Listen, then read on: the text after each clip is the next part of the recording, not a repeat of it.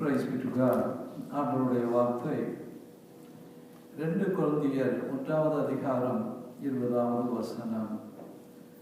2 Corinthians chapter 1 verse 20. எங்களால் தேவனுக்கு மகிமை உண்டாகும்படி தேவனுடைய வாக்குத்தத்தங்கள் கர்த்தராகிய இயேசு கிறிஸ்துவுக்குள் ஆம் என்றும் ஆமேன் என்றும் இருக்கிறது என்று வேதத்தில் வாசிக்கின்றோம். அப்படி என்றால் எல்லா ஆசீர்வாதங்களும் தேவனுடைய வாக்குத்தத்தம் முழுவதுமே கர்த்தராகிய இயேசு கிறிஸ்துவுக்குள் ஆம் என்றும் ஆமேன் என்றும் இருக்கிறது. In all the promises, even from the Father, from the God, that everything is in Christ, it is just yes and yes என்று சொல்லப்படியாக இருக்கிறது.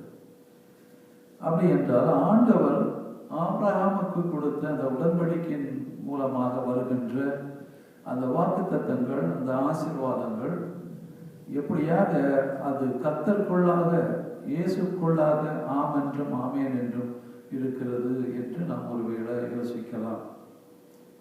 Yes, on those days that God has given the covenant, He made a covenant with Abraham to bless him. And He has given all these promises, not only to Abraham and for his generation and generation, and all the seeds of Abraham will be blessed. So how come that Old Testament, when God made a covenant with Abraham to be in Christ, yes and yes. So பார்க்கும்போது பார்த்தீர்கள் என்றால் நீங்கள் ரோமர் எழுதின நிருபம் Roman 15வது அதிகாரம் 8-9 வசனங்களில் இங்கே வாசிக்கலாம். மேலும் பிதாக்களுக்கும் பண்ணப்பட்ட வாக்குத்தத்தங்கள் உறுதியாக்கும்படியாக என்று சொல்லப்படுகிறது. The promise God gave it to Abraham, Isaac and Jacob and all the people, and just to make it is to confirm தேவனுடைய சத்தியத்தின் நிமித்தம் இயேசு கிறிஸ்து விருத்த சேதனம் உள்ளவர்களுக்கு ஊழியக்காரன் என்றும் சொல்லப்படுவதை பார்க்கின்றோம். ஸோ அந்த காலங்களில் ஆண்டவர் உடன்படிக்கையை பண்ணாங்க. ஆபிரகாமோட covenant, there's a circumcision, அந்த விருத்த சேதனம். ஸோ அதன் மூலமாக அவர்கள் தேவனுடையவர்கள் என்று அறிந்து கொள்ளப்பட்டார்கள், தெரிந்து கொள்ளப்பட்டார்கள். அவர்களே ஆசீர்வாதத்துக்கு உரியவர்கள் என்று சொல்லும்படியாக தேவன் அவர்களை என் ஜனம் என்று சொன்னார்கள். So that was the significance of the circumcision, to say that they all who are all circumcised, they belong to God and the God's children. So all the Jews, and they will be doing it. And even that the Islam people, still they are continuing the circumcision. They believe Allah, so but they also follow the God's covenant with Abraham, and they do the circumcision even today. And that is the main thing, that to say that they are Muslims and they belong to Allah. That's what we see, the covenant here comes.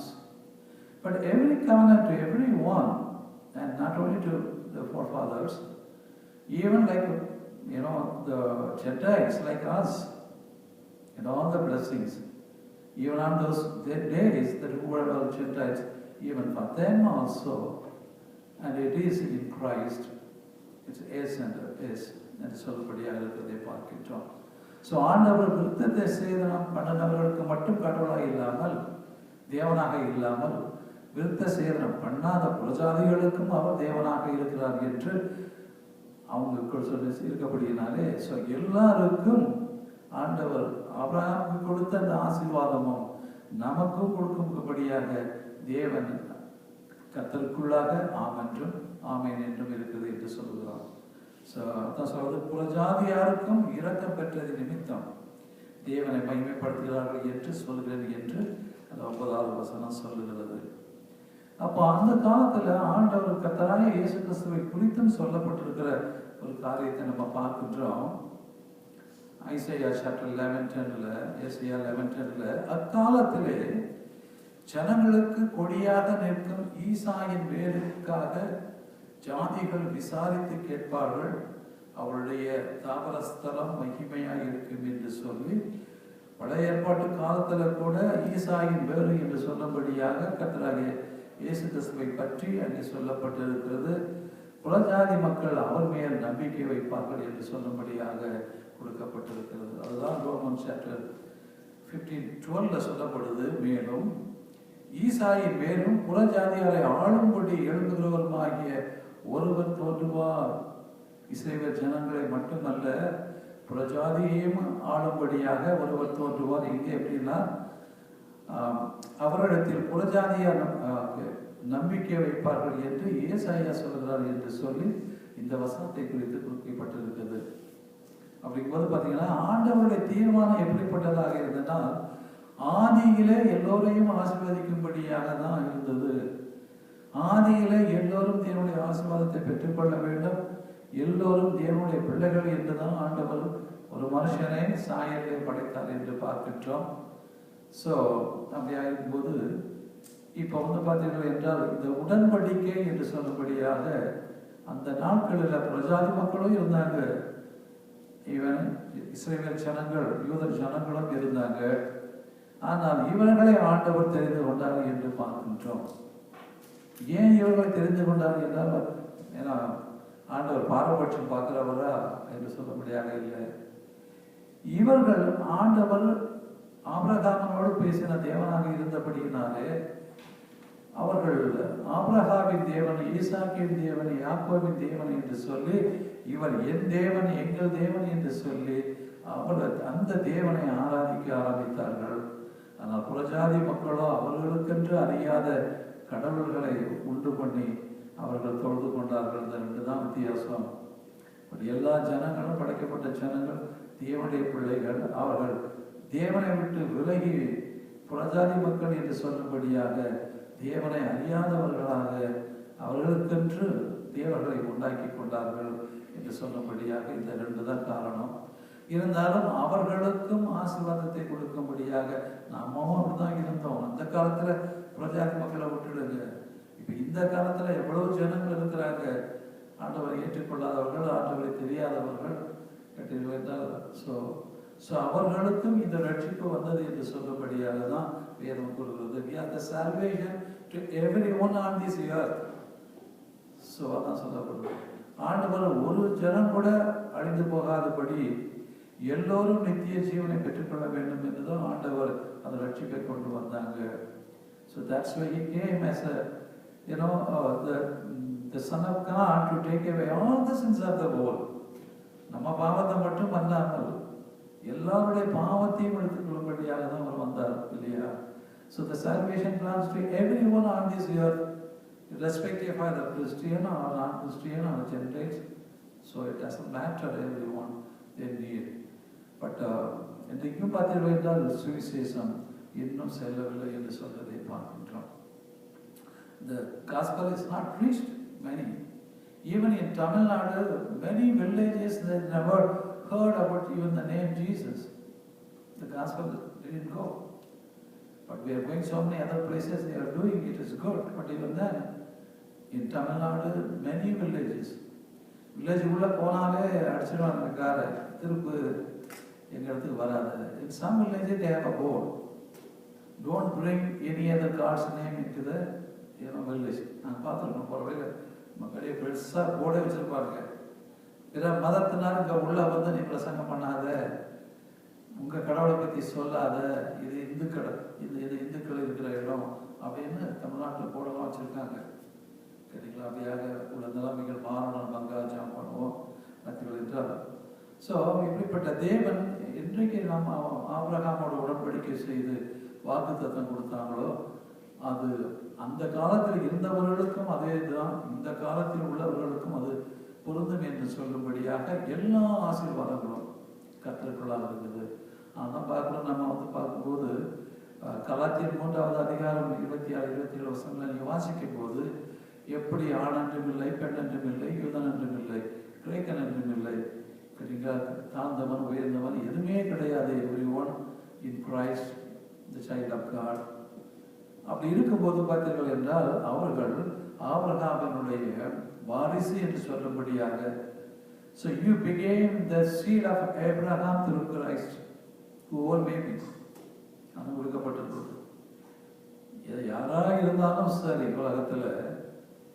So கர்த்தராகிய இயேசு கிறிஸ்துவின் மூலமாக ஆபிரகாமினுடைய சந்ததியாக மாறுகின்றோம் என்றைக்கும்.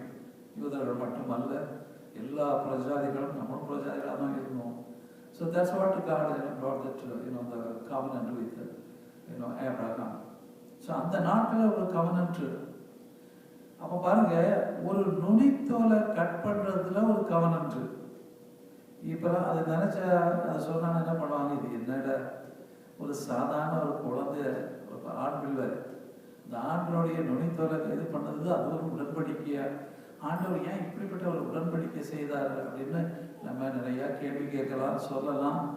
இது அர்த்தம் உள்ளதா, அர்த்தம் இல்லாததா, இது ஏன் சொல்லப்பட்டிருக்குது, எதுக்கு சொல்லப்பட்டிருக்குதுன்னு நிறைய கேட்கலாம். We can ask plenty of questions about what it is there. அப்படின்னா, are we more intelligent or knowledgeable than God? So God is telling to do something simple. அவ்வளோதான். அதை செய்த உனக்கு ஆசீர்வாதம், செய்யலைன்னா ஆசீர்வாதம் இல்லை, அவ்வளோதான். That's all. No question can be asked. Why there is what makes something that is a great covenant? Just cutting the foreskin of a child. அதுவும் 8வது நாளையில. Everything is specific. It should be done on the 8th day. And all the children, not only the Jews children, 47 children, even when they hired people for them, and their sons also will be done. அப்படின்னு சொல்லிட்டு Abraham ஒரு கேள்வி கேட்கல. ஏன் அவரை இது என்னது என்ன இருக்குது, இப்படி ஒரு கவனண்டான அவர் கேட்கல.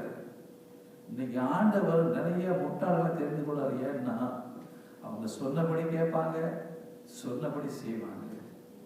இந்த நிறைய ஞானம் இருக்கிறவங்க பல கேள்வி கேட்டுக்கிட்டு செய்ய மாட்டாங்க. ஆபிரகாம் ஒரு கேள்வி கேட்கல, சொன்ன உடனே he did. That's what made the covenant in the beginning. Still that covenant with Abraham applicable. All these promises given to him because he obeyed. இந்த ஒரு சாதாரண அன்றைக்கு பார்த்தீர்கள் என்றால், ஒரு சாதாரண காரியம் விசுவாசிக்கிறோம், அந்த விசுவாசத்தில் வருகின்ற ஒரு காரியத்தை செய்யணும்னா செய்ய மாட்டாங்க. புலஜாதி மக்கள் இப்போ சொல்றான், நீ 4 மைல் 5 மைல் நடந்து போய் அந்த மலைக்கு மேலே ஏறி போனேன்னா உனக்கு ஆண்டவர் தரிசனம் கொடுப்பாரு, சாமி தரிசனம் கொடுப்பாருலாம் போனான். எல்லாத்தையும் சுமையை சுமந்துக்கிட்டு கேட்டீங்களா, நடந்து போய் அங்கே போயிட்டு தரிசனம் பண்ணிட்டு வந்து என்ன பண்ணுறான், அவ்வளோ தூரத்துக்கு பண்ணுறாங்க.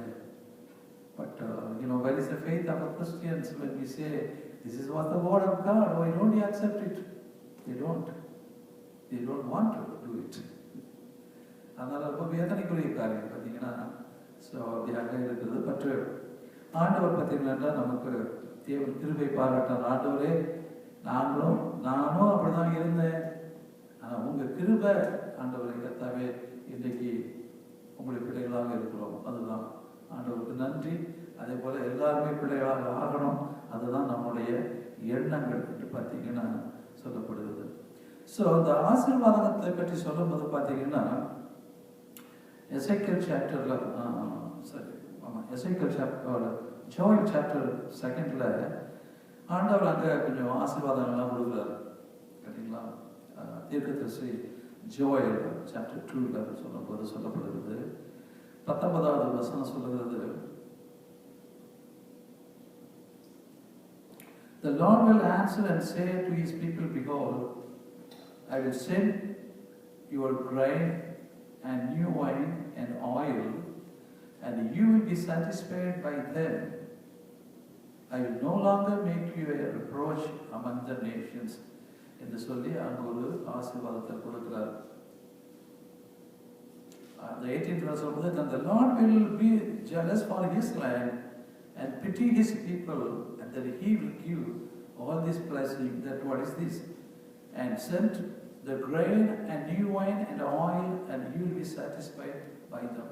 ஒரு மனுஷனுக்கு அந்த நாட்களில் என்ன வேண்டியிருந்தது? தானியம் வேண்டி இருந்தது, அதே மாதிரி திராட்சை ரசம் வேண்டி இருந்தது.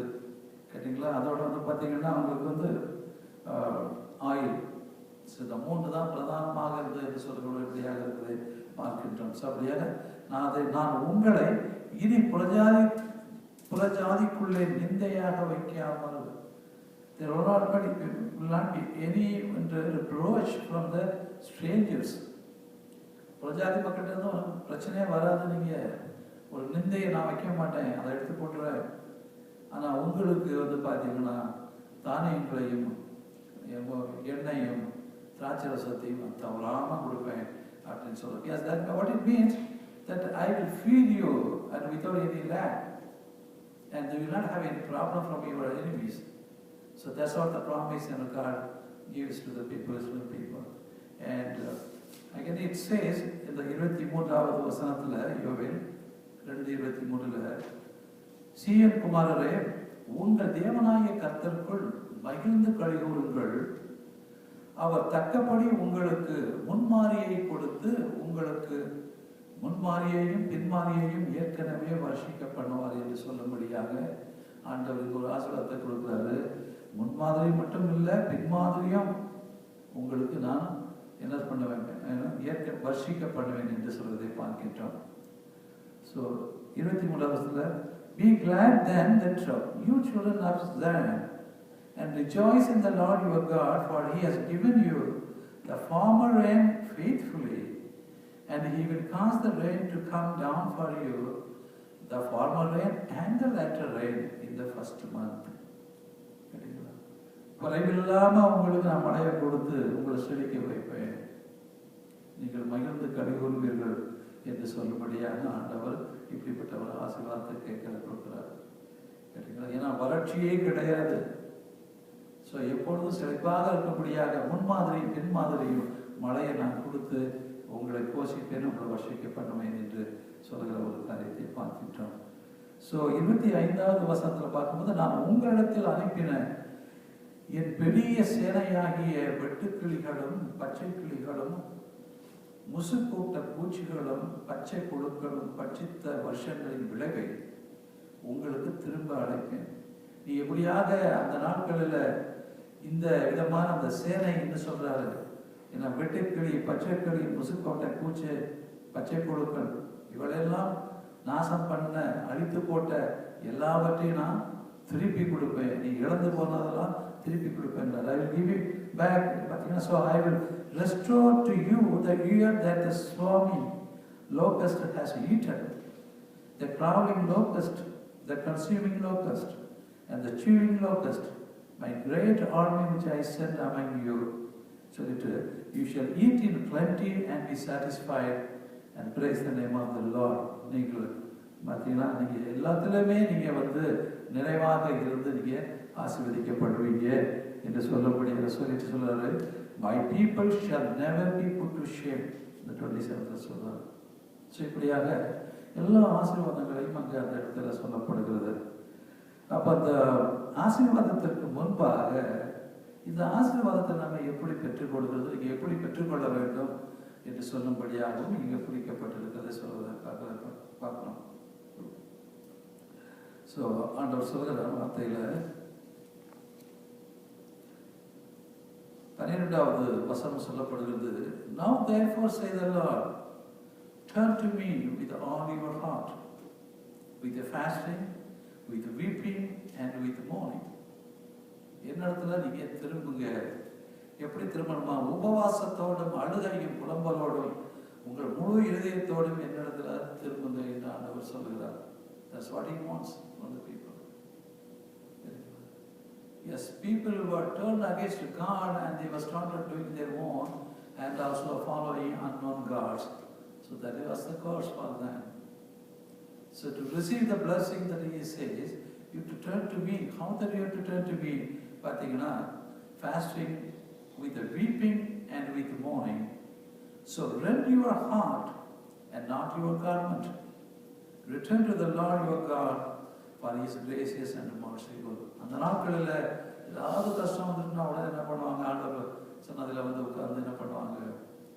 ஜெபம் பண்ணுவாங்க. எப்படி ஜெபம் பண்ணுவாங்கன்னா, பார்த்தீங்கன்னா சாம்பல் அழகி மேலே போட்டுக்கிட்டு சட்டையை கிழிச்சுக்கிட்டு சாக்கு மேலே சாக்கில் இருந்து, so they will be showing their sorrows to God and just pray. They will weep. அப்போ ஆண்டவர் சொல்றாரு, நீ அப்படி வேண்டாம், உங்களுடைய இருதயத்தை கிழித்துட்டு வாங்க அப்படிங்கிறார். ஸோ புறமான காரியத்தினால நீங்கள் வந்து இல்லை, உங்களுடைய இருதயம் கிழிக்கப்பட வேண்டும் என்று சொல்லும்படியாக. இன்னைக்கு நிறைய உபவாசம் பண்ணுறோம், நம்ம இருதயம் ஒன்றும் மாறலைன்னா அந்த அந்த உபவாசம் எப்படிப்பட்டதாக இருக்கும்? ஆண்டவர்கிட்ட கதறி அழுகிறோம், ஆண்டவரே இந்த காரியத்துக்காக இப்படி செய்யுங்க அப்படி செய்யுங்கன்னு சொல்லி நம்முடைய பாவத்தில் அறிக்கை விட்டு எல்லாமே செய்கிறோம்.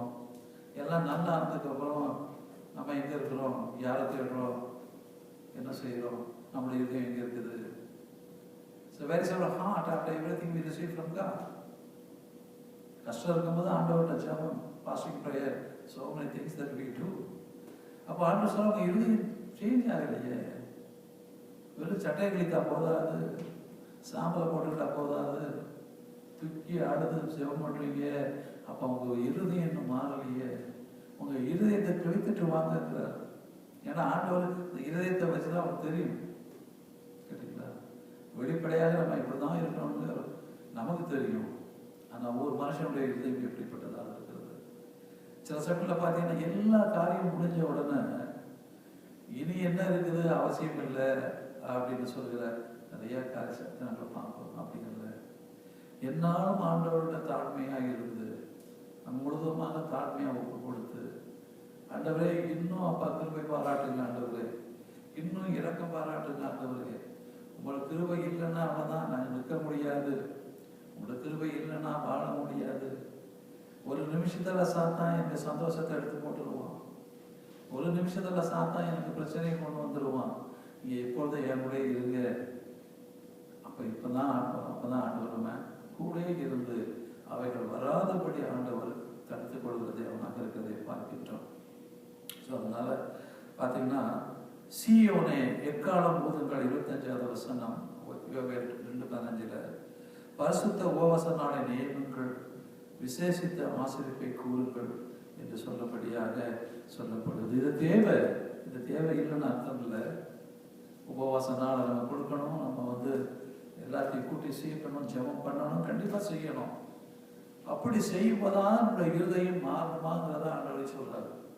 உங்களோட சந்தோஷமா இருக்கும்போது உன் இருதயம் மாறாமல் இருக்கலாம், ஆனா நீ வந்து ஜெபம் பண்ணி அழுது பண்ணும்போதாவது உன்னுடைய இருதயம் மாறுதா என்று சொல்லப்படுதான் ஆண்டவர் செய்யறாரு. ஸோ இருதயம் கிழிக்கப்படணும். அப்போ உண்மையிலேயே ரியல் ரிப்பெண்டன்ஸ் ஆண்டவர் எதிர்பார்க்கிறார். ஏதோ அந்த நேரத்திற்கு மட்டும் ஒரு காரியத்துக்கு மட்டும் நீ ரிப்பெண்ட் பண்ணாதபடி எப்படியாக உன்னுடைய இருதயம் எப்படிப்பட்டதாக இருக்கிறது என்று சொல்லப்படியாக இருக்கிறதை பார்க்கின்றோம். ஸோ இந்த காரியங்களை பார்க்கும்போது ஆண்டவர் நம்மை ஆசீர்வதிக்கிற தேவன். அதான் என்ன பண்ணுறோம்னா, எல்லா கர்த்தருக்குள்ளாக எல்லா ஆசீர்வாதங்களும் ஆமென்றும் ஆமென் என்று தான் இருக்குது. ஆனா ஆண்டவர் என்றைக்கு ஒரு ஆசீர்வாதத்தை கொடுக்கணும்னா கூட என்ன செய்யறாரு? என்னுடைய ஒரு உடன்படிக்கையை நீ கடைபிடிக்கிறாரு, நான் சொல்றதை செய்கிறார். சரிங்களா?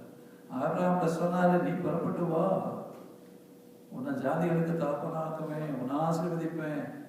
கேட்டீங்களா? நீ திரளான ஜனங்களை இருக்கிறாரு, நீ தகப்பனாவா என்று அந்த ஆசீர்வாதத்தை கொடுக்குறாரு. அவன் உடனே ஆண்டவர் சொல்லபடி அவன் புறப்பட்டு வந்தான். வேதம் சொல்கிறது, நம்புவதற்கு ஏதுவில்லாத இருந்தோம்.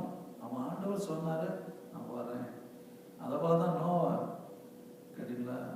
பாலைவனத்துல வனாந்தரத்துல போட்டு உண்டாக்கிட்டு இருந்தான். யாராவது வனாந்தரத்துல போட்டு உண்டாக்குவாங்களா? சிப்பு உண்டாக்குவாங்களா? தண்ணி பக்கம் தான் உண்டாக்குனா தண்ணியில தண்ணி விட முடியும். எல்லாரும் சிரிச்சாங்க, கேவலம் பண்ணாங்க. கேட்டாரு, சொன்னா ஆண்டவர் சொன்னது செய்யறோம். So the way that God is, move with the people and make the things to do it is an awesome. கேட்டீங்களா? நான் ஒரு சின்ன எக்ஸாம்பிள் நான் சொல்றேன் பார்த்தீங்கன்னா. ஸோ திருச்சி பக்கத்தில் ஒரு புதுக்கோட்டையில் ஒரு பாஸ்டர் ஒரு கான்ஃபரன்ஸ் அதுக்கு கூப்பிட்டுருந்தாங்க, பிரசங்கம் பண்ணாங்க. அங்கே போகும்போது வந்து பார்த்தீங்கன்னா, அந்த பாஸ்டர் அதை ஆரம்பிக்கிறதுக்கு முன்னாடி பாஸ்டர்ஸ் கான்ஃபரன்ஸு சொன்னார், நான் ஒரு சர்ச்சை கட்டியிருக்கிறேன், முதல்ல அதை வந்து கொஞ்சம் ஜெபம் பண்ணுங்க அப்படின்னாரு. அந்த சர்ச்சை கிராமம், அதில் பார்த்த உடனே 2 மாடி பில்டிங், வெரி ஹியூஜ் பில்டிங். என்னமோ ஒரு ஹாஸ்பிட்டல் மாதிரி கட்டியிருக்காரு, பயங்கரமான 2 பில்டிங். கேட்டால் மேலே ஃபுல்லாக ஆர்ஃபனேஜஸ்க்கு, கீழே வந்து சர்ச்சுக்கு அப்படின்னு சொல்லிட்டு it's a massive building, figure than this building. கேட்டிங்களா?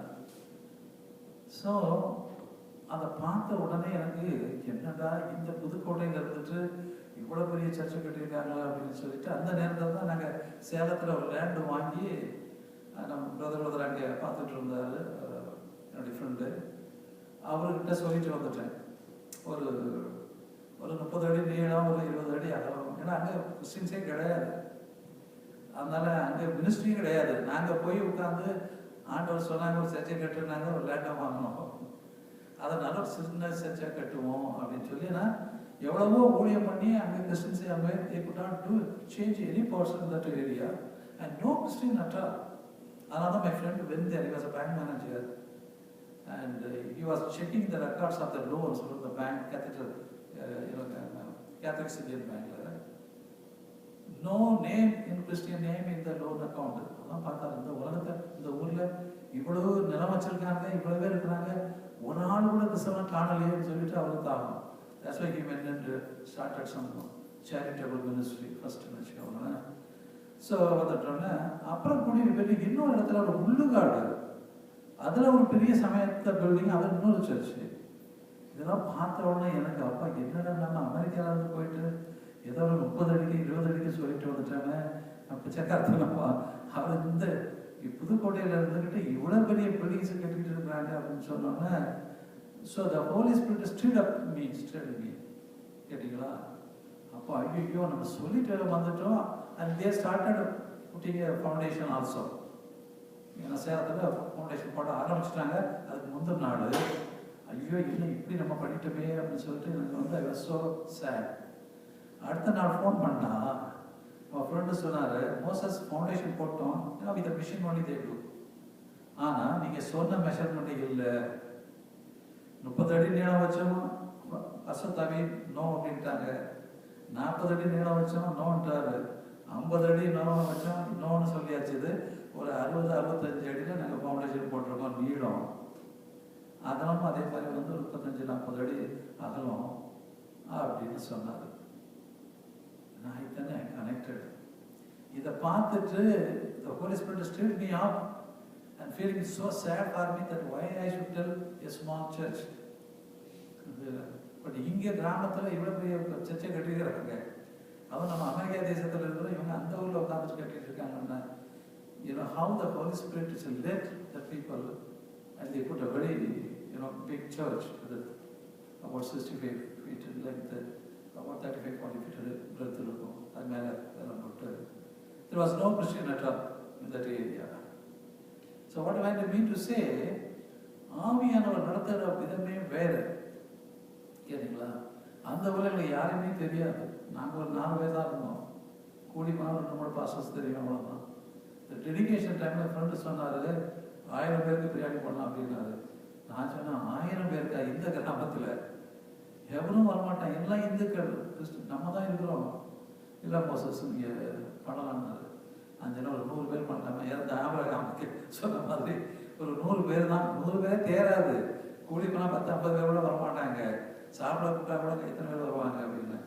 இல்லை அப்படின்னாரு. சரி ஒரு 300 பேர் அப்படின்னா இல்லைன்னாரு. மோசஸ் 1000 பேர் நம்ம பிரியாணி பண்ணணும் அப்படின்னாரு. சரி நம்ம கஞ்சனா நினைக்கக்கூடாதுன்னு சொல்லிட்டு சரின்னு சொல்லிட்டேன். அந்த டெடிகேஷனுக்கு 1000 people they came. More than 1000 people. All the biryanis were old. All Hindus. The first time சர்ச்சை பார்க்குறாங்க. கேட்டீங்களா? ஸோ அந்த சர்ச்சில் உயரமாக ஒரு 25 feet இருக்கும். So that is way that the holy spirit ஆகும். நமக்கு ஒன்றுமே புரியாது. இந்த சொன்னாங்க இந்த கிராமத்தில் இவ்வளோ பெரிய சர்ச்சை கட்டிங்களாப்பா, ஏதாவது அறிவு இருக்கா அப்படின்னாங்க. சும்மா காசு இருக்குன்னு ஏன் இங்கே கொண்டு வந்து இப்படி பண்ணுறீங்க, ஒரு ஆத்மா கிடையாது, ஒரு கிறிஸ்தனே கிடையாது அப்படின்னு சொல்லிட்டு பாஸ்டர்ஸ் எல்லாம் கமெண்ட் கொடுத்தாங்க. நாங்கள் என்ன சொன்னோன்னா, ஆண்டவர் சொன்னார்ப்பா கட்டுறோம், அவ்வளோதான். That's all. இந்த சபை நடந்துட்டு இருக்குது. 2 பாஸ்டர்ஸ் இருக்கிறாங்க. What I mean to say, நம்மளுடைய மனுஷன் ஞானத்தில் நடக்கிறது வந்து அப்படி இல்லை. தேவன் வழி நடத்தும் போது பார்த்தீங்கன்னா, அப்போதான் எனக்கு பார்த்த ஆண்டவர் அந்த பரிசுத்த ஆவியானவர் எப்படி இடைப்படுகிறார். என்னுடைய இதை வந்து இங்கே ஸ்டிரப்பாக வச்சுது, அங்கே அதை ஆண்டவர் பரிசுத்தாவே அவங்கள மாற்றி போட்டார். எல்லாம் ஏன்னா அவங்களுக்கு ஒன்றும் இல்லை, நான் சொல்கிற மெஷர்மெண்ட்டில் அவங்க பாட்டை போட வேண்டியது தான். they cannot do nothing. But he said, Moses, this is what happened, we put it அப்படின்னா சரி ஓகே ரொம்ப சந்தோஷம். ஸோ அந்த மாதிரி பார்த்தீங்கன்னா தேவன் பெரிய நல்ல தேவன். ஸோ அவர் செய்கிற காரியங்கள் ஆசீர்வாதங்கள் பார்த்தீங்கன்னா நம்ம அதான் சொல்லப்படுது, எண்ணி முடியாத ஆராய்ந்து முடியாத பெரிய காரியங்களையும் எண்ணி முடியாத அற்புதங்களையும் செய்கிற தேவன் சொல்லிட்டு யோகில் பார்க்குறோம். அதனால் நம்ம ஆண்டவர் பெரிய தேவன், நம்ம இடத்துல இருக்கவர் பெரியவர் சொல்லுவார், பெரிய காரியங்கள் செய்வார். ஸோ இன்னும் பார்த்தீங்கன்னா இந்த எட்டர்னல் ரிவார்ட்ஸ் இதை பற்றி வில் see கேட்டீங்களா. ஸோ நமக்கு பரலோக ராஜ்யத்தில் நமக்கு வந்து ரிவார்டு இருக்குது, இன்னும் தெரியும். நாட் ஜட்ஜ்மெண்ட்டில் இல்லை, நம்ம ஏன் அங்கே போகிறோம், நம்ம ஆண்டவர்கிட்ட போயிட்டு ஆண்டவர் அந்த பரலோக ராஜ்யத்தில் நமக்கு அந்த ரிவார்டு கொடுத்தா there's all the rewards are eternal கேட்டீங்களா. ஸோ அங்கே பார்க்கும்போது 2 Corinthians chapter 5:21 வாசிக்கிறோம், நாம் அவருக்குள் தேவனுடைய நீதியாகும்படி பாவம் அறியாத அவரை நமக்காக பாவமாக்கினார் என்று சொல்லப்படுகிறது. For he made him who knew no sin to be sin for us, that we might become the righteous of God in him. அப்போ இன்றைக்கு நம்ம எல்லாருமே ரட்சிக்கப்பட்டவர்கள், நம்ம பரலோக ராஜ்யத்துக்கு எடுத்துக்கொள்ளப்பட்டவர்கள், போகிறவர்கள் பரலோக ராஜ்யத்தில் பிரவேசிப்போம். அப்போ நமக்கு நீதியின் கிரீடம் நமக்கு கிடைக்குமா? ரைச்சஸ் வா, அப்போ நீதியின் கிரீடம் நமக்கு கிடைக்குமா அப்படின்னு ஒரு கேள்வி, சரிங்களா. ஸோ நம்மெல்லாம் வந்து பார்த்தீங்கன்னா, நம்மெல்லாம் ரட்சிக்கப்பட்ட போது பார்த்தீங்கன்னா ஆண்டவர் நம்மளை என்ன பண்றாரா, பிளேம்லெஸ் அண்ட் ஹோலி, குற்றம் இல்லாதவர்களும் பாவம் நம்மளை பரிசுத்தவான்களாக பரிசுத்தத்தை நம்ம பிரவேசிக்கிறோம். அப்போ எல்லாத்துக்கும் வந்து அந்த ரைச்சஸ்னஸ் தானே, we are all righteous people. இப்போ இல்லை, ஆண்டோடைய வாழ்க்கைகளை எடுத்துக்கொண்டு பரலோகத்துக்கு போகும்போது everyone is righteous. அப்போ everyone they are going to give a crown, righteous crown. ஏன்னா because நம்ம இது it is not because of we earned it, the righteousness, but Jesus did everything on the cross for us, and he made us holy and blameless so that we can enter into God's kingdom as righteous people. Appo every believer will be a righteous people in God's kingdom. Appo where is what about the crown, that who all the people will get a crown? Is it so? நம்ம ஒண்ணுமே பண்ணலையே கேட்டீங்களா. நம்ம ஆண்டவருக்கு ஒப்பு கொடுத்து ரட்சிக்கப்பட்டோம், நம்ம பாவங்களுக்காக எல்லாம் நம்மளை மீட்டுக்கொள்ள இயேசு கிறிஸ்து சிலுவையில் எல்லாத்தையும் பண்ணிட்டாரு. It's not because of us but because of Jesus Christ, and what he did at the cross, because of that we are righteous. அப்போ we are not anything at all to have a crown. அதான் சொல்லப்படுது, நாம் அவருக்குள் தேவனுடைய நீதியாகும்படி பாவம் அறியாத அவரை நமக்காக பாவமாக்கினார். So then Colossians chapter 1:22 சொல்லப்படுது, Christ has now reconciled you to God in his physical body through his death, in order to present you before the Father holy, blameless and beyond reproach. இது ஆண்டவர் தான் நம்ம செய்தார் ஒழிய நம்ம கிரீடத்தை பெற்றுக்கொள்றதுக்கு நம்ம ஒன்றும் செய்யலை. அதனால நமக்கு எல்லாருக்கும் கிரீடம் கிடைக்காது. The crown of righteousness is not for everyone. Yes, we are righteous. Everyone is righteous. What? Because Jesus, he reconciled us, and the Jesus and நமக்காக அவர் மரித்து நம்மளை பரிசுத்தமாக்கினாரு. நம்மளை அவரு தான் பரிசுத்தமாக்கி அப்படின்னு பாடுறாரு when he comes. அதனால எப்படி how can we claim a crown? ஆனால் பார்த்தீங்கன்னா கொலோசியன்ஸ் 1:21 வாசிக்கும் போது பார்த்தீங்கன்னா,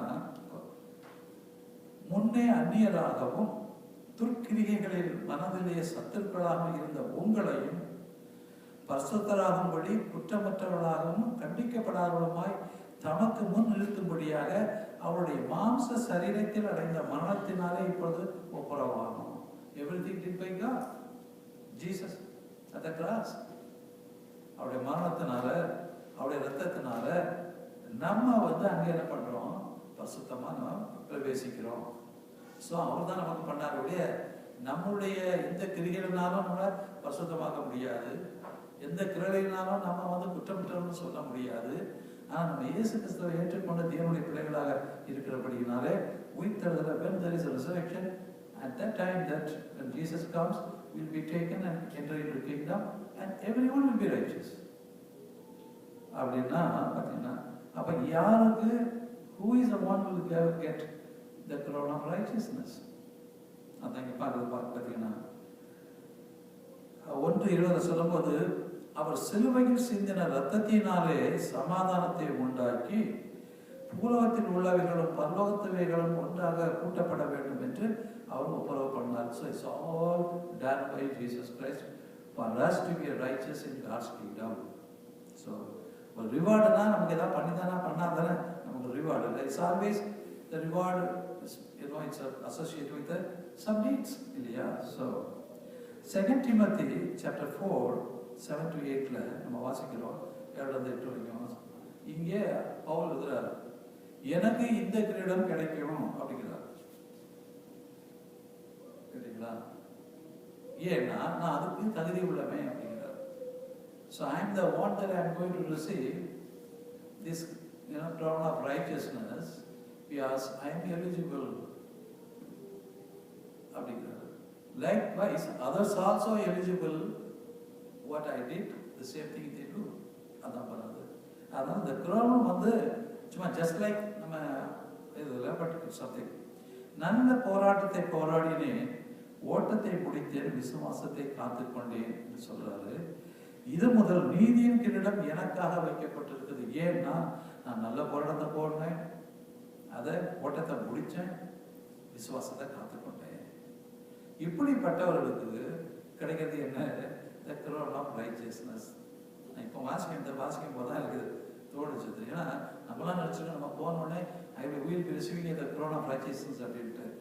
Every believer is a righteous. So nothing to this. ஆனால் among the people who will have the crown of righteousness, a man that who have a good fight and then that that he finishes the fight and that and that also he keeps the faith. So இந்த 3 காரியங்களை இங்கே அவர் கொடுக்குறார். அதனால இது முதல் நீதியின் கிரீடம் எனக்காக வைக்கப்பட்டிருக்கிறது. நீதி உள்ள நியாயாதிபதி கர்த்தர் அந்நாளிலே அதை எனக்கு தருவார். அதெல்லாம் எனக்கு மாத்திரமல்ல, அவர் பிரசன்னமாவதை விரும்பும் யாவருக்கும் தருவார் சொல்றது என்ன? எல்லாருமே பிரசன்னமாவதை விரும்ப தான் செய்யறோம். So the people of this earth, ஆண்டவருக்குன்னு நம்ம இப்படி ஒரு நல்ல போராட்டத்தை போராடி ஓட்டத்தை முடித்து விசுவாசத்தை காத்துக்கொண்டவர்களுக்கு இந்த throne of righteousness will be given அப்படின்னு வேதத்தில் வாசிக்கணும். சரிங்களா? So I have fought a good fight, I have finished the race and I have kept the faith. From now on there is laid up for me the crown of righteousness which the Lord the righteous judge will award to me on that day, and not only to me but to all who have longed for his appearing. என்று சொல்லபடியாக உயிர்த்தெழுதல் பங்குள்ளவர்கள் அவர்களில் சிலருக்கு இந்த crown கொடுக்கப்படும். அவங்க எப்படி இந்த உலகத்தில் ஆண்டவர்களுக்கு எப்படி உழைத்து செய்தாங்க, எப்படி பாடுகளை அனுபவிச்சாங்க, எப்படியாக தன் ஓட்டத்தை ஓடி முடித்தாங்க, கடைசி வரைக்கும் எப்படியாக விசுவாசத்தை காத்துக்கொண்டாங்க, அவங்களுக்கு தான் இந்த அவார்டு சொல்லப்படுது. அதான் சொல்லப்படுது. அப்போஸ்தலர் ஆக்ட் சாப்டர் 23-24 வாசிக்கும் போது பார்த்தீங்கன்னா அப்போஸ்தலர் கட்டுகளும் உபத்திரவங்களும் எனக்கு வைத்திருக்கிறது என்று பரிசுத்த ஆவியானவர் பட்டணந்தோறும் தெரிவித்தது மாத்திரம் அறிந்திருக்கிறேன். எங்க மாவும் உனக்கு அங்க உனக்கு ஜெயிலு தான், உபத்திரவம் தான். கேட்டீங்களா? ஸோ அப்படின்னு எனக்கு தெரிந்திருந்தோம்.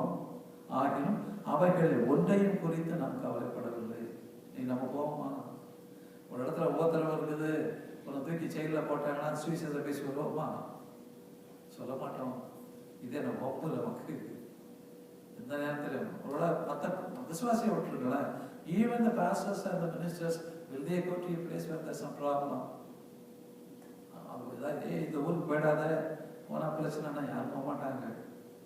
பரிசுத்த ஆவியானவர் பவுல் எங்கெங்க போறாரோ அங்கெல்லாம் சொல்றாரு, உனக்கு பிரச்சனை இங்கே, உன்னை ஜெயிலில் போடுவாங்க, உன்னை அடிப்பாங்க, உதைப்பாங்க, துன்புறுத்துவாங்க, உபத்திரமும் உண்டு. இருந்தாலும் ஆகிலும் அவர்கள் ஒன்றையும் குறித்து நாம் கவலைப்படவில்லை. Except that the Holy Spirit tells me in the city after city, ஒவ்வொரு பட்டணத்திலையும் அப்படியாக தான் நடக்குது. that jail and suffering lie ahead. நீ அங்கே போறிய உனக்கு அங்கே என்ன நடக்கும்? உபத்திரவமா உன்னை கட்டுவாங்க, பிடிப்பாங்க, ஜெயிலில் போடுவாங்க, உபத்திரத்தை கொடுப்பாங்க. அதான் நடக்கும். imprisonment and affliction await you. அப்படின்னு சொல்லும்போது, however I consider my life worth nothing to me. என் லைஃப்பை பற்றி நான் கவலைப்படலை. நீ என்ன வேணாலும் பண்ணிக்கோ, நான் வந்து சுவிசேஷத்தை சொல்லுவேன், அவ்வளோதான். Not only aim is to be finish the race and complete the task. The Lord Jesus has given me the task of testifying to the good news of God's grace. ஆண்டோடைய கிருபையால கொடுத்த இந்த சுவிசேஷத்தை நான் சொல்லாம இருக்க மாட்டேன். என்னுடைய போராட்டமே அதுதான். அடிச்சாலும் சரி, உதைச்சாலும் சரி, ஜெயிலில் போட்டாலும் சரி, நான் காசில் போய் சொல்லிட்டு வருவேன், பரவாயில்ல, எனக்கு தெரிஞ்சுதான் போவேன். யார் போவா? Nobody will go. How can they will get the crown of righteousness? So that's why he says, it is kept for me because I was like that. However, I consider my life worth nothing to. N life அதை பற்றி நான் கவலைப்படலையே. ஏன்னா சாவுதானே, பரவாயில்ல, ஆண்டவர் காசுவாங்க அப்படின்னு சொல்லி அந்த மாதிரி. Who will stand? Who will go? No one. So we cannot expect such a crowd of righteousness there. So I have done the Lord's work humbly and with my many tears. I have endured the trials that came to me from the plots of Jews. யூதர்கள் அவ்வளவு துன்பம் கொடுத்தாங்க, கண்ணீர் வடிக்கிற அளவுக்கு, கவலைப்படுற அளவுக்கு. கேட்டீங்களா? ஸோ அதில் இருந்தால் கூட என்னுடைய ஆண்டவருக்காக நான் இதை செய்வேன் என்று சொல்லி செய்கிறவங்களுக்கு பார்த்தோம். இந்த crown of rejoicing என்று சொல்லும்போது பார்த்தீங்கன்னா, 1 Thessalonians chapter 2 19 to 20 முடிச்சிடலாம். So, but what is our hope, our joy, or the rejoicing of the crown of rejoicing? The crown of rejoicing பார்க்கிறோம். 1 Thessalonians chapter 2 19 to 20, which we will glory in the presence of our Lord Jesus when he comes. Is it not you? For you are our glory and joy. Paul சொல்றாரு, உங்களை குறித்து எனக்கு அவ்வளவு சந்தோஷம், சமாதானம், இதுல I will rejoice ன்னு சொல்றாரு. The crown of rejoice I will get because உங்களெல்லாம் நான் தான் கர்த்தருக்குள்ள கொண்டு வந்தேன். So what it says, எங்களுக்கு நம்பிக்கையும் சந்தோஷமும் மகிழ்ச்சியும் கிரீடமுமா இருக்கிறவர்கள் யார்? நீங்க தானே அப்படிங்கிறார். ஏன்னா எங்க சுவிசேஷத்தை கேட்டு நீங்க தான் ரசிக்கப்பட்டீங்க, நீங்க தான் கருத்துக்குள்ள வந்தீங்க, அதுதான் என்னுடைய crown of rejoicing அப்படின்னு சொன்னபடியாக நம்முடைய கர்த்தராகிய இயேசு கிறிஸ்து வரும்போது அவருடைய சன்னிதானத்திலே நீங்கள் அல்லவா அப்படி இருப்பீர்கள், நீங்களே எங்களுக்கு மகிமையும் சந்தோஷமாய் என்று சொல்லி என்று சொல்வதை பார்க்கின்றோம். இவர்கள் யார் என்று சொல்லும்போது பார்த்தீங்கன்னா, நீதிமொழிகளை பார்த்தீங்கன்னா the wise people என்று சொல்லுவாங்க. wise people யாருன்னா ஆண்டவர்கள் அதிகமாக ஜனங்களை ஆதாயப்படுத்தினவங்க. ஸோ நீதிமொழிகள் 11:30 சொல்லுது, tell us this who wins souls is wise. The fruit of the righteous is a tree of life, and he who is wise captures and wins souls. ஆத்மாக்களை ஆதாயப்படுத்தி கொண்டு வரவங்க தான் ஞானம், wise people. So they will be rejoicing outcome. They'll have a crown of rejoicing என்று சொல்லக்கூடியதாக சொல்லப்படுது. நீதிமானுடைய பரம் ஜீவ விருட்சம், ஆத்மாக்களை ஆதாயப்படுத்தி கொடுக்கிறவன் ஞானம் உள்ளவன். Isaiah chapter 51:11 சொல்லப்படுகிறது, the redeemed of the Lord shall return and come with singing unto Zion, and everlasting joy shall be upon their heart. They shall obtain gladness and joy, and sorrow and mourning shall flee away. So these are the people, those who are bringing souls into Christ. They are the crown of rejoicing என்று சொல்லப்படுவதை பார்க்கின்றோம். கர்த்தரால் மீட்கப்பட்டவர்கள் ஆனந்த களிப்புடன் பாடி சீயோனுக்கு திரும்புவார்கள். நித்திய மகிழ்ச்சி அவர்கள் தலையின் மேல் இருக்கும். The crown of rejoicing will be on their head. சந்தோஷம் மகிழ்ச்சியும் அடைவார்கள், சஞ்சலமும் தவிப்பும் ஓடி போகும் என்று சொல்லப்படுகிறது. Psalm 35:9 சொல்லும், and my soul shall be joyful in the Lord, it shall rejoice in his salvation. என் ஆத்துமா கர்த்தரிடத்தில் களிகூர்ந்து அவருடைய இரட்சிப்பில் மகிழ்ந்திருக்கும் என்று சொன்னபடியாக இருக்கிறது. இன்னொன்று அடுத்தது க்ளோரி, அதை சொல்லிடுறேன். அந்த 1 பேதுரு 5வது அதிகாரம் 2-4 வசனங்கள். 1 Peter chapter 5 verse from 2 to 4. உங்களிடத்தில் உள்ள தேவனுடைய மந்தையை நீங்கள் மேய்த்து கட்டாயமாய் அல்ல, மனப்பூர்வமாயும் அவலட்சணமான ஆதாயத்திற்காக அல்ல, உற்சாக மனதோடும் சுதந்திரத்தை இருமாப்பாய் ஆளுகிறவர்களாக அல்ல, மந்தைக்கு மகிமை உள்ள வாழாத கிரீடத்தை பெறுவீர்கள். That is what the crown of glory. So the crown of glory is given to a person that to go, shepherd the flock of God which is among you, and serving as overseers, not by compulsion but willingly, not by compulsion but willingly, not for dishonest gain but eagerly, not as being lords over these entrusted to you, but bring example to the flock. எப்படியாக ஒரு மந்தையை ஒரு நல்ல மேய்ப்பனாக இருந்து தன்னுடைய சொந்த ஆதாயத்துக்கு இல்லாதபடி கேட்டீங்கன்னா ஆண்டவருக்கு பிரியமாக சுதந்திரத்தை இருமாப்பாய் ஆளுநர்களாக இல்லாதபடி, நான் ஒரு பாஸ்டர் எனக்கு சுதந்திரம் இருக்குன்னு சொல்லி அதை இருமாப்பா ஜனங்களை நடத்தாதபடி அவங்கள அன்போடும் பார்த்தீங்கன்னா எந்த இது இல்லாமல் மனப்பூர்வமாக கட்டாயமாக அல்ல, அவலட்சணமான ஆதாயத்திற்காக அல்ல, உற்சாக மனதோடு இல்லை, ஏதோ ஒரு வேலைக்கு வந்துட்டோம் அந்த வேலையை செய்வோம், பாஸ்டர் ஆகிட்டோம், தொழில் கொடுத்துருக்காரு ஆண்டவர் ஒரு தொழிலை செய்வோம், அப்படி இல்லை. அப்படி இல்லாமல் செய்கிற ஒரு ஊழியக்காரனுக்கு இந்த crown of glory is given. So இந்த கத்தை பார்க்கும்போது ஸோ இப்படியாக ஆண்டவர் இந்த நாட்களிலும் நம்ம அநேக இந்த மாதிரி so we are all righteous people, will be righteous people in God's kingdom, no doubt at all. But the crown of righteousness, those who are putting labor for God, Jesus. அதான் சொல்லப்படுது, நீங்கள் கர்த்தருடைய மரணத்திற்கு பங்குள்ளவர்களாக இருந்தால் நீங்கள் உயிர்த்தெழுதலுக்கு பங்குள்ளவர்கள். இந்த உலகத்தில் கர்த்தரோடு நீங்கள் பாடுகளை அனுபவித்தீங்கன்னா அவரோட நீங்கள் ஆட்சி செய்வீங்க. That's what the Bible, So அதனால் if you are you are struggling to if you are putting labor for God in any manner, think that God will honor, no doubt at all. So the labor should be not by compulsion, not to do something for monetary purpose, but for willingly, for God I am doing it, that's all. So the reward will be from God, that will be the thing. So whatever we do for God. Hallelujah, praise be to God. கர்த்தருக்கு ஸ்தோத்திரம். நான் வாசிக்கிறேன்.